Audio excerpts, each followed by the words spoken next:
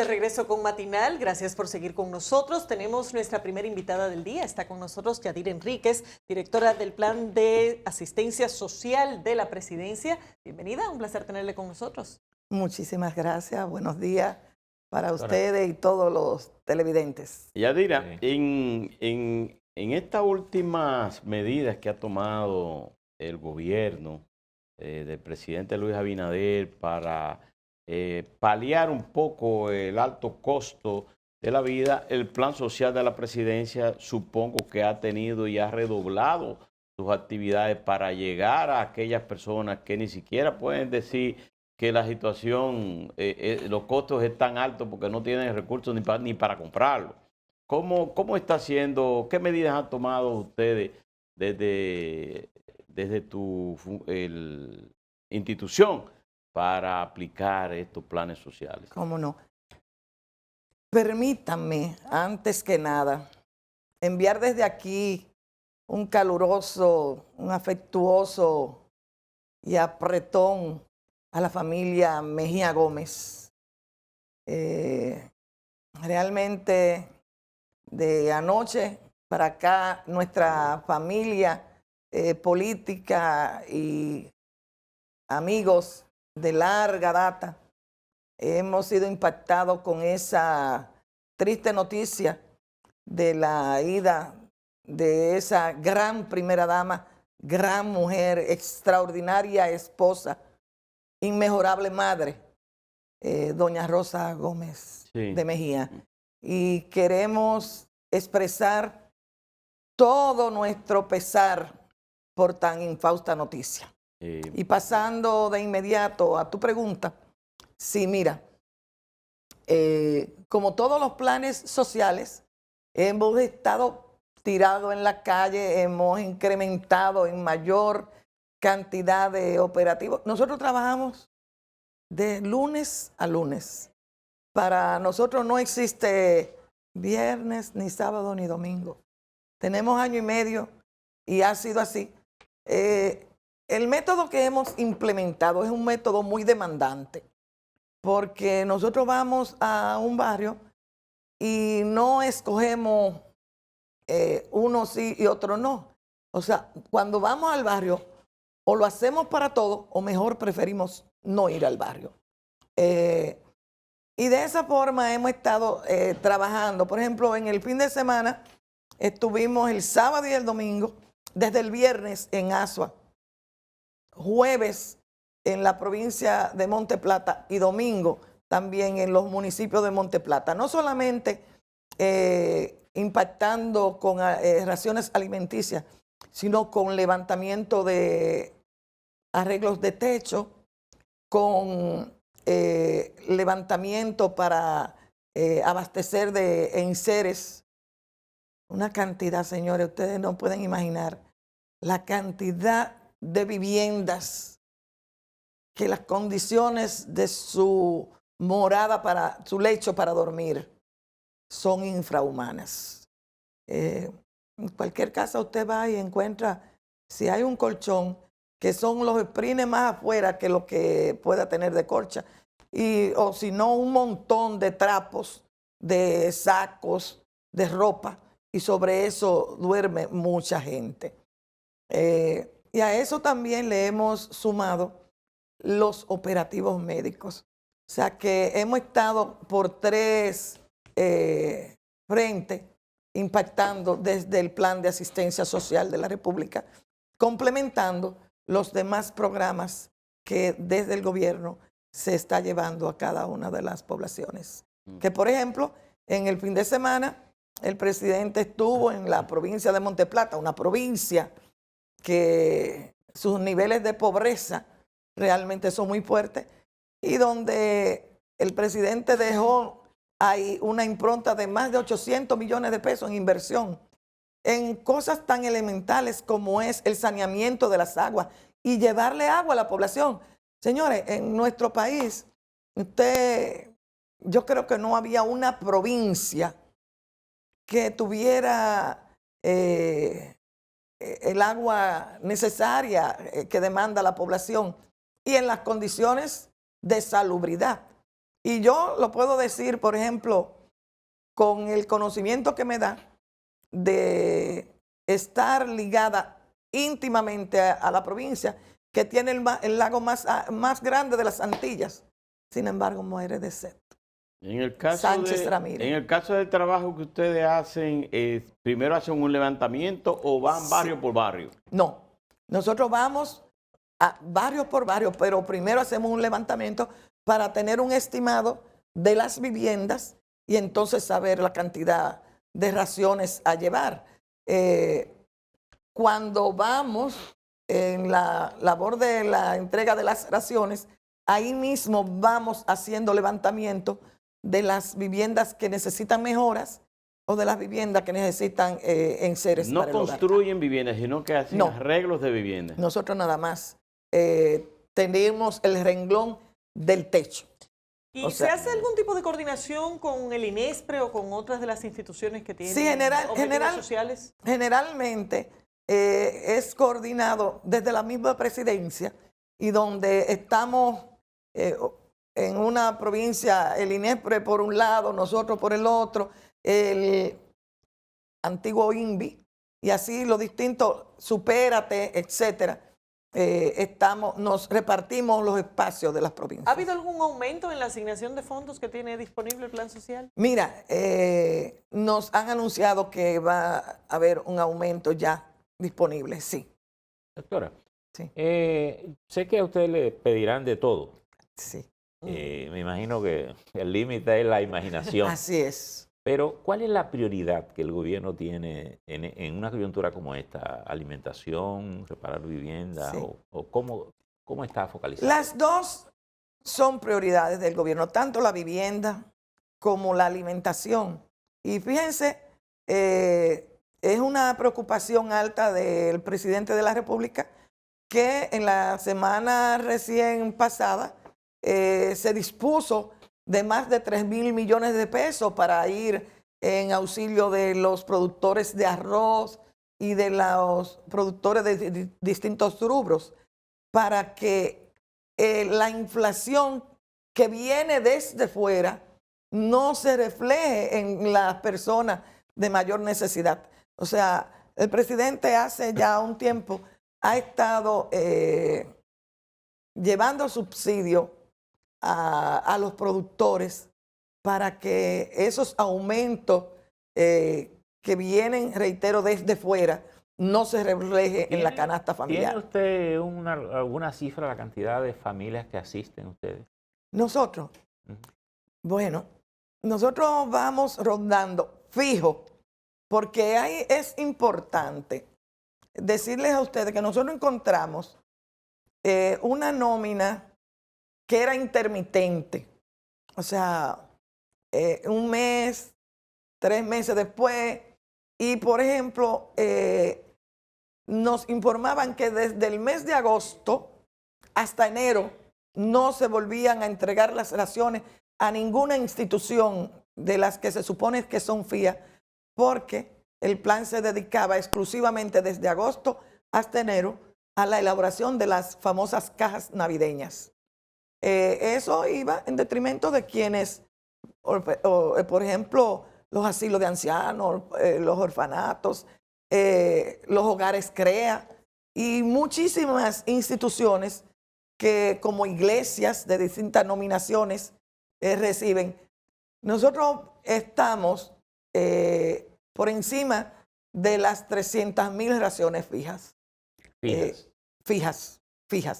Y lo hacen permanentemente, hacen compras a productores nacionales de habichuela, comida, ese tipo de cosas. Sí, no tanta como quisiéramos, porque, por ejemplo, en los procesos que hemos tenido, con pena, hemos recibido aspirantes a oferentes que llegan desde el campo directo, sin conocer que hay trámites legales que llenar, que hay documentos que tienen que sacar. Sino, supe que hay una licitación y yo vine. Así tuvimos, por ejemplo, recuerdo a unos productores de habichuela de San Juan, Tuvimos unas mujeres, una asociación de mujeres que trabajan el cacao, y por cuestiones de desconocimiento de la ley establece, si tú fijaste una hora de inicio y una hora de cierre, no puedes esperar la que lleguen una hora después. O sea, por cuestiones pequeñas. ¿Y qué se hace entonces? Y son MIPYMES. Con esas MIPYMES pequeñas, ¿no hay un seguimiento de apoyo para, Sí, para nosotros que hemos estado, en el futuro puedan sí, estar sí, dentro de los oferentes? Sí, áreas que tienen a su cargo esa responsabilidad. Precisamente le hemos estado dando esos insumos para que a esas personas se le pongan en condiciones de poder ser oferentes. ¿Tiene usted idea de qué diferencia en términos de precio compararía en la formalidad de la licitación y esos campesinos, productores que ignorando las reglas vienen y dicen, yo tengo cosas que ofertar? ¿Sabe más o menos cuál es la diferencia del precio?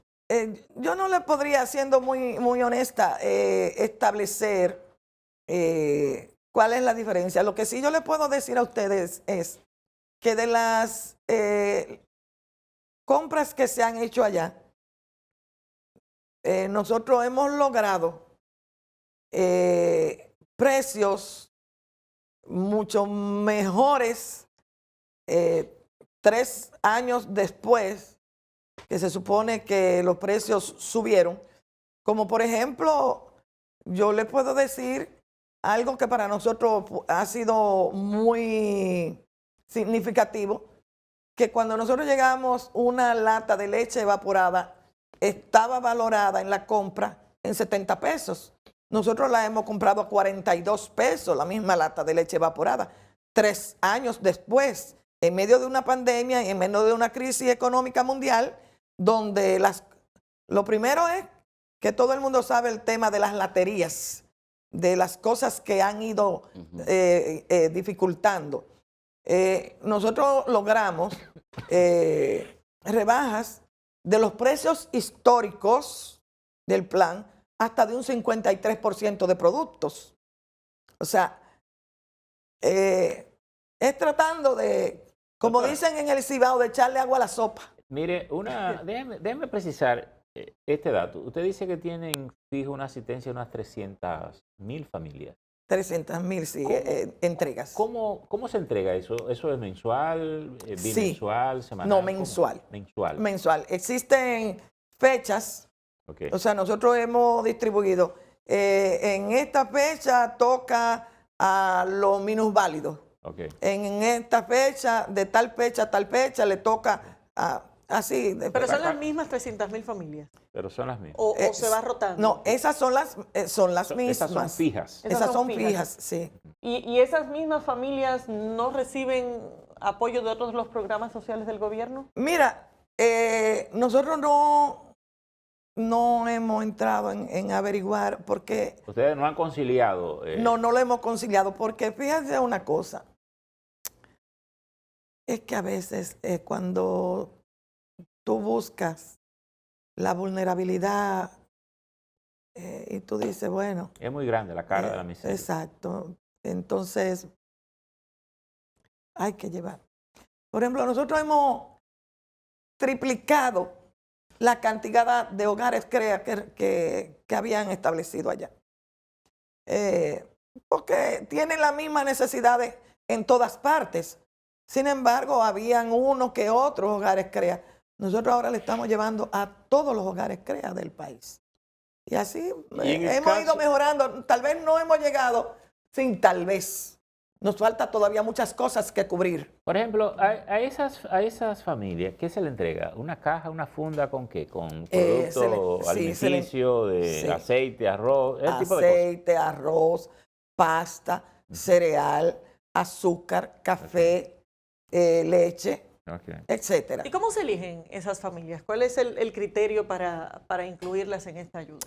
La generalidad de los casos vienen solicitudes a través de alguna puede ser persona o una institución, iglesias, compañeros, fundaciones, políticos, dirigentes etcétera, políticos. etcétera.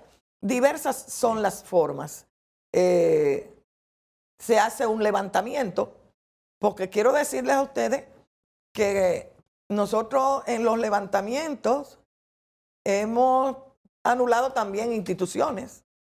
Porque, por ejemplo, hubo una iglesia de Santo Domingo Norte que cuando nosotros hicimos el periplo para constatar si eran ciertas o no, las que eran ciertas, bienvenidos, se quedan. Pero habían algunas que por sospecha legítima uno pensaba que tenía que ir a constatar. Y, por ejemplo, recuerdo un caso de una iglesia en Santo Domingo Norte que cuando se fue al lugar, absolutamente nadie sabía que había una iglesia. Ni nadie conocía al pastor, ni nadie conocía a nadie. ¿Y quién recibía la...? Lo mismo. Bueno, ir a retirar.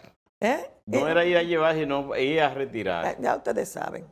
Y en el caso de las provincias, sobre todo aquellas provincias de las fronteras. Sí. Le llegan por distintas vías.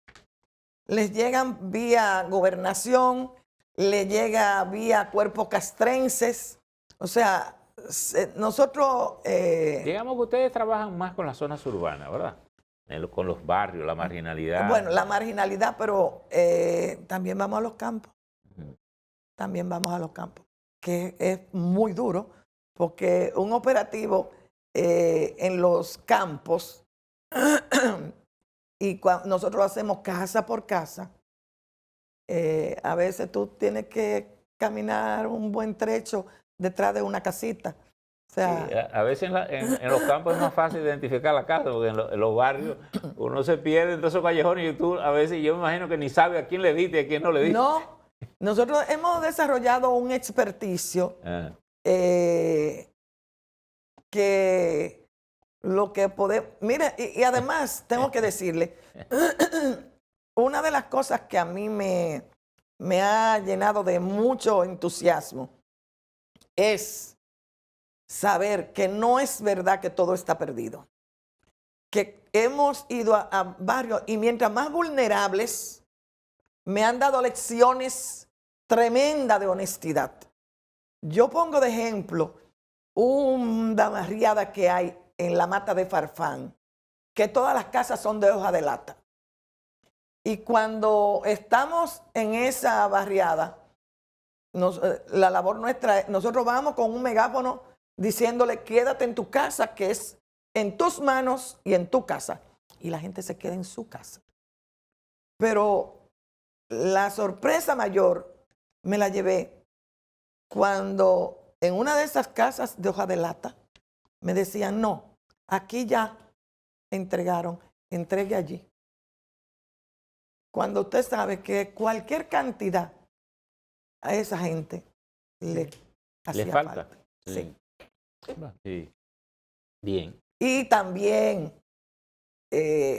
quiero resaltar, ustedes recuerdan el episodio dantesco que representaba la entrega de raciones o de funda o de caja, que era tirándola, ancianos llorando, mujeres embarazadas, estropeadas, pisoteadas.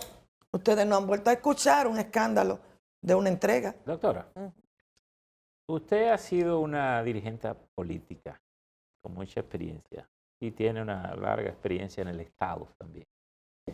En esta vivencia, ¿cuáles son las lecturas que usted saca? En estos días el presidente hablaba de cómo los recursos fiscales debían terminar con la pobreza.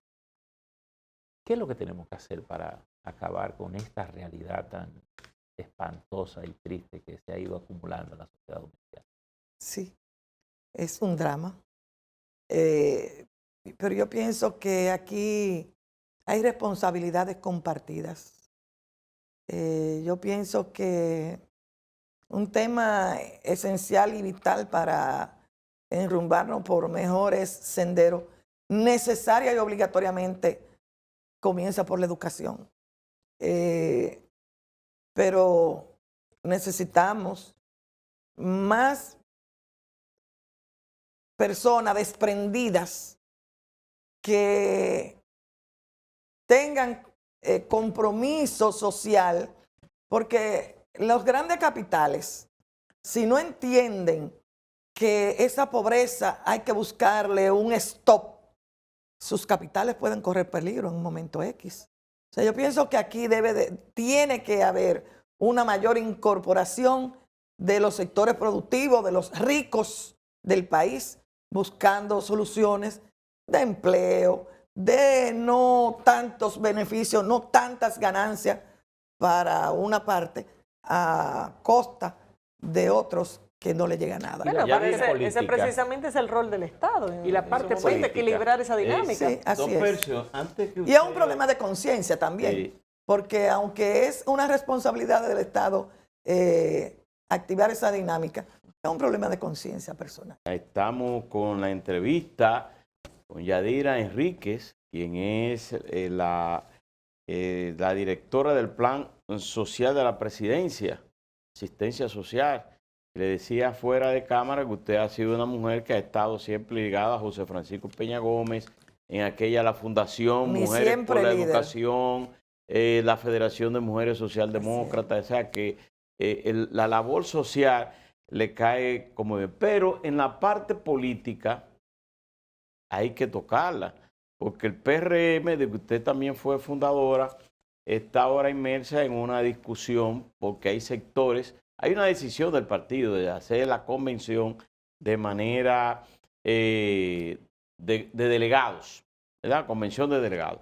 Sin embargo, Guido Gómez Mazara y un grupo están en la protesta diciendo que se han conculcado los derechos. Me gustaría saber la posición suya en torno a este proceso.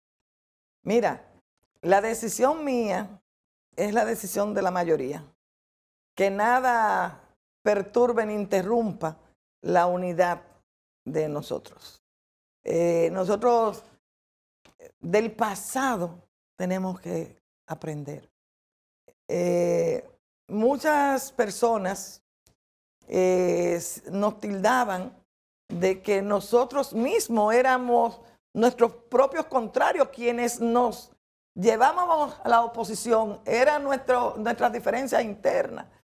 Y yo pienso que lo que ha sucedido en el PRM es una clara decisión, convicción de resolver los problemas internos de forma amigable, de forma sin enfrentamientos, porque nosotros queremos que no sea la desunión, ni la división, ni el enfrentamiento lo que nos conduzca a ir a la oposición. ¿El mecanismo elegido por la convención garantiza que se mantenga esa unidad en el partido? Mira, yo creo que sí.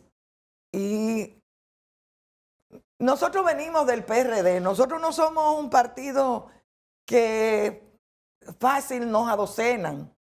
Nosotros tenemos capacidad de pensar y de expresar a veces esa democracia tan amplia. Fue lo que nos hizo daño. No había límite.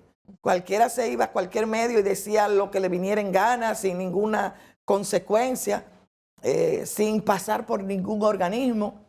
Y esto es cuestión del pasado. Doctora, básicamente la discusión ha girado entre los delegados, que es una de las opciones que plantean los estatutos, y los otros que plantean el voto universal de los miembros, incluyendo las bases. ¿Cuál es el riesgo que tendría, por ejemplo, el partido de hacer ese proceso abierto? De hecho, el partido hizo su convención con el voto universal para elegir a su candidato presidencial y lo hizo bien. Mira, ¿A qué se le temía?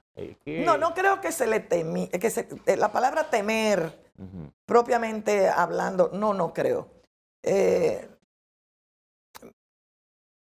Mira, nuestro partido ha madurado mucho a lo largo y ancho de la República.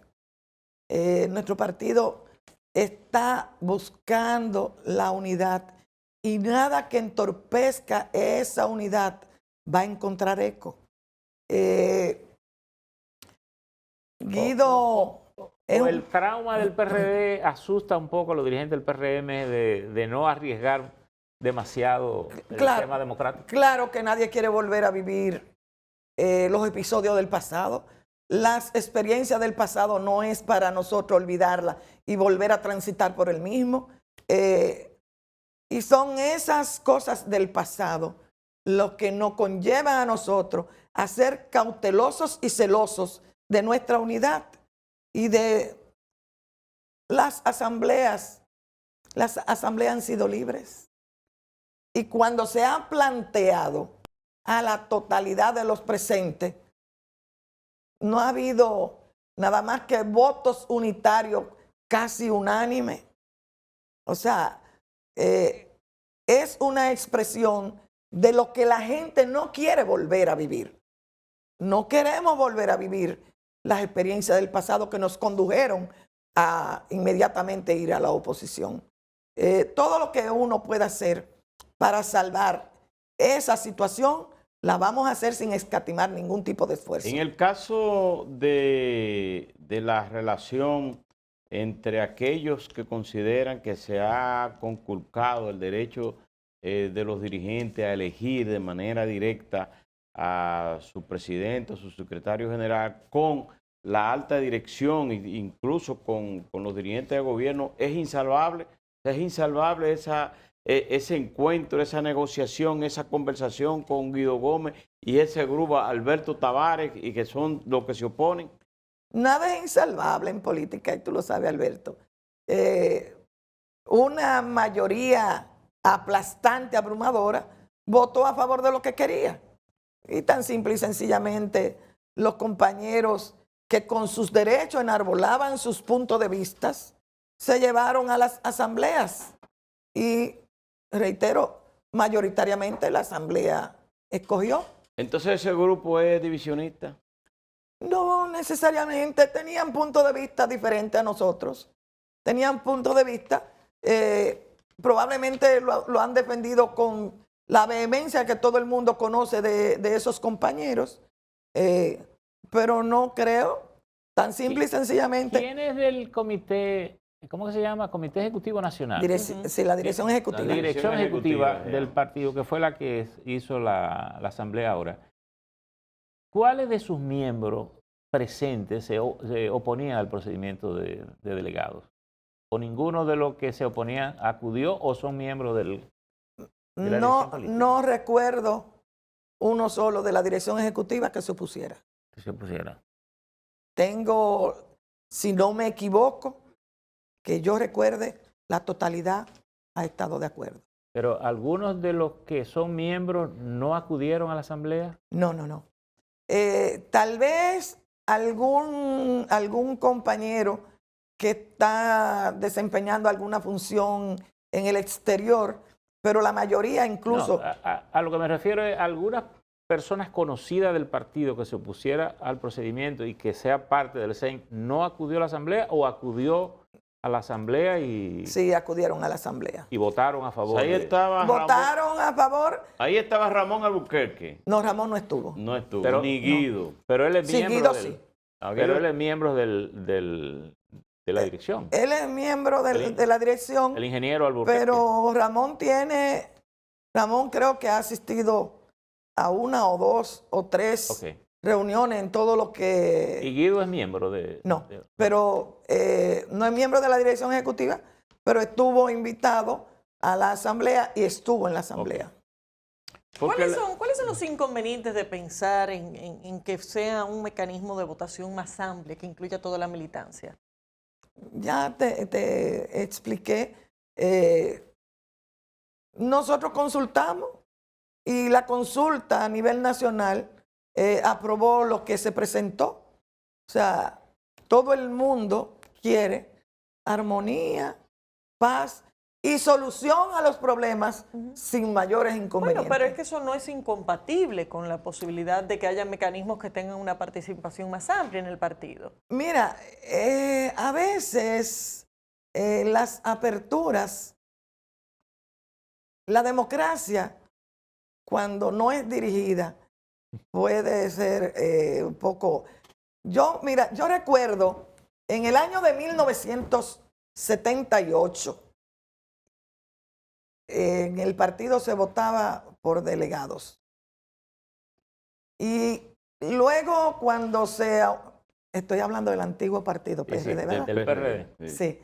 Y en el año de 1982, recuerden lo que somos un poquito mayorcitos, la famosa fórmula Ovalle, que fue... La fórmula de los 13. Sí, la fórmula de los 13.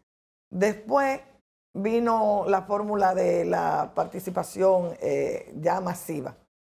De todo eso, hay cosas positivas y cosas no positivas en pro de la unidad del partido. O sea, se utilizan muchas fórmulas. Lo que yo sí le puedo decir a ustedes es que el partido hoy está firme y fuerte.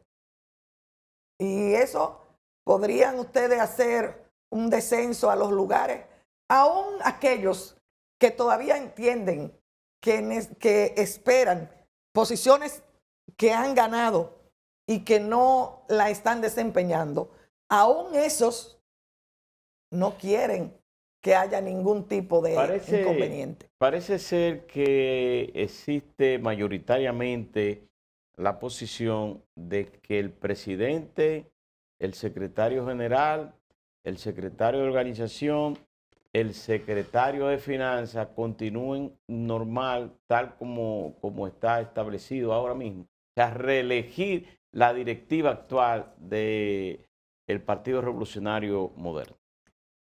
Mira, ¿Lo pensó? no, te iba a contestar, no hay nada que le impida a nadie aspirar y presentarse. A nadie. ¿Para cuándo se fijó la convención? No recuerdo con exactitud la fecha. Escuché, no voy a hablar de la fecha, no recuerdo. Pero porque quiero llegar un poco a la pregunta de Caminero. ¿Cuándo se abren las aspiraciones como para saber si aspiran otras personas que no sean los la comisión que tiene a su cargo la preparación está todavía en la fase de desarrollar ese tipo de programación, y me imagino que en la próxima semana, en la próxima reunión de la dirección ejecutiva, ya habrán planteamientos de fecha, Doctora, etcétera, etcétera. Escuchándola, advierto que ustedes han asimilado y están tratando con mucho cuidado la experiencia del PRD. Así es. Es decir, de no repetirla al PRD. Jamás. Pero hay algunos analistas que han hablado, incluso en estos días creo que Rosario Pinal escribió un artículo sobre el FUCU, un poco refiriéndose al PRD, cómo le ha tocado gobernar en épocas complicadas, difíciles. Así es. El PRM pues llega como un desprendimiento del PRD, asume el poder en una circunstancia particularísima de pandemia, de crisis económica ahora. ¿Le preocupa al PRM este escenario y cómo puede terminar para presentar una opción ganadora en el proyectada al 24? ¿Y qué cosas advierten ustedes que están haciendo o que tienen que hacer para sobrevivir a una situación sumamente complicada para gobernar? A nosotros no nos preocupa, nos ocupamos de precisamente poder enfrentar de forma exitosa cada uno de esos temas. Es por eso que ustedes vieron cómo el presidente de la República, de una manera, si se quiere, vehemente, él mismo llevaba el día a día del tema de la pandemia y del enfrentamiento a la adquisición primero de las vacunas y luego a asegurarse de que la población recibiera esas vacunas. Ustedes saben que nos enfrentamos a situaciones en ocasiones bastante riesgosas porque arriesgamos la vida. Habían sitios donde uno iba y la gente no quería salir, pero habían sitios que nosotros íbamos a sacar a la gente y en esa casa había COVID. Y nosotros llevábamos a la gente a votar. Por ejemplo, en el último esfuerzo fuerte que se hizo, el presidente asignó a distintas instituciones del Estado, provincias, municipios, sectores. A mí me tocó en primera fase una parte de la provincia de Santo Domingo, conjuntamente con el Ministerio de Educación, el Ministerio de la Mujer y no me recuerdo cuál otro más. En segunda etapa me correspondió la provincia de Sánchez Ramírez, a nosotros solos como plan social. Y nosotros tuvimos que llevarnos una cantera de médicos, de enfermeras, para que se sumaran al equipo de ir a la inoculación de las personas. Pero tuvimos que hacer ingentes esfuerzos, señores. Eso había que vivirlo. Había que hacer trueque. Gente negado a ponerse la vacuna. Gente totalmente negado. Unos por alguna creencia religiosa y otros porque, ¿por qué no? Y gracias a Dios pudimos alcanzar niveles que nosotros creíamos que no lo íbamos a alcanzar, pero fue prácticamente casi militar. Fue una cosa, yo hablo siempre de una cosa que nos pasó a nosotros, un caso que encontramos en el municipio de Fantino.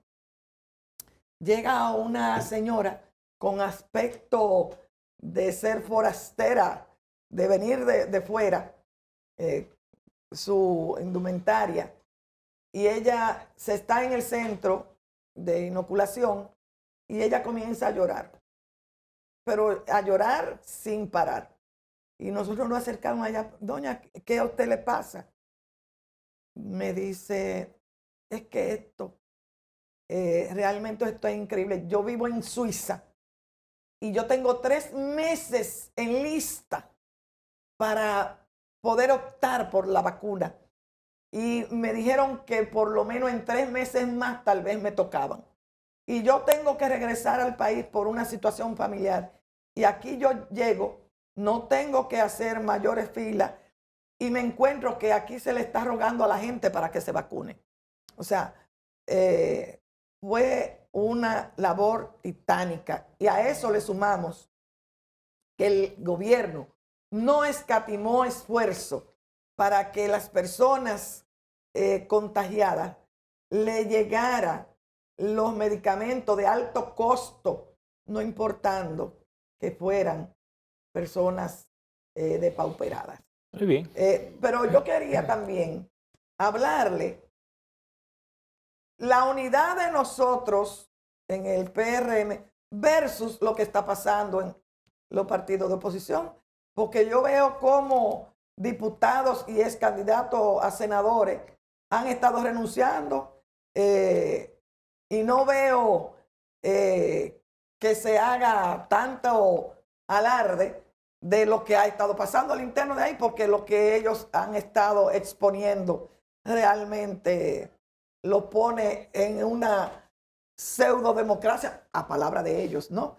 De Rafael Castillo, diputado, y de Paz, que son 2 de las figuras, un diputado actual y otro... Las renuncias en el PLD. Sí, y otro candidato a senador importante. Pero todos ellos se no van... es lo mismo en el gobierno que en la oposición. Muchísimas Señores, gracias. Llegamos al final de esta entrevista. Gracias, Despedimos muy a amable. Yadir Enríquez, directora del Plan de Asistencia Social de la Presidencia. Gracias por haber estado con nosotros, Muchas doña gracias Yadira. a ustedes, muchísimas gracias. Señores, a ustedes, gracias por la sintonía. Nos vemos mañana.